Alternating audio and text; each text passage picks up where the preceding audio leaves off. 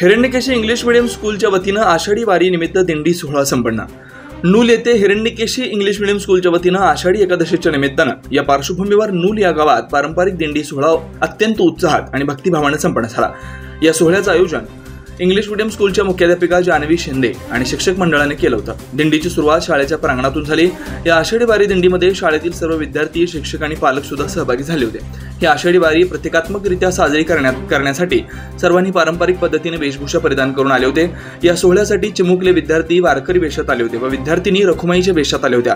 भक्तिगीते, अभंग तसेच विठ्ठल नामाचा जयघोष करत गावातून फेरी काढली व विठ्ठल मंदिरात जाऊन विठ्ठलाची आरती केली। हा दिंडी आयोजन करण्या महत्त्वाचं कारण म्हणजे आषाढीची चाहूल लागताच मनाला ओढ लागते ती पंढरीच्या वारीची।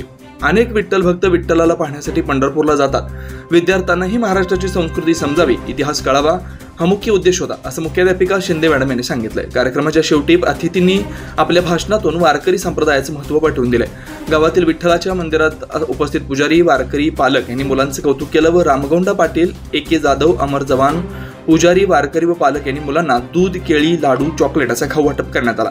या दिंडी सोहळ्यामध्ये सहभागी झालेल्या सर्वांचं इंग्लिश मीडियम स्कूलच्या वतीनं आभार मानले व आषाढी वारी दिंडी सोहळा खूप उत्साहाने, भक्तिभावाने संपन्न झाला। शिवार न्यूजसाठी प्रतिनिधी सुनील दावणे, गडहिंग्लज।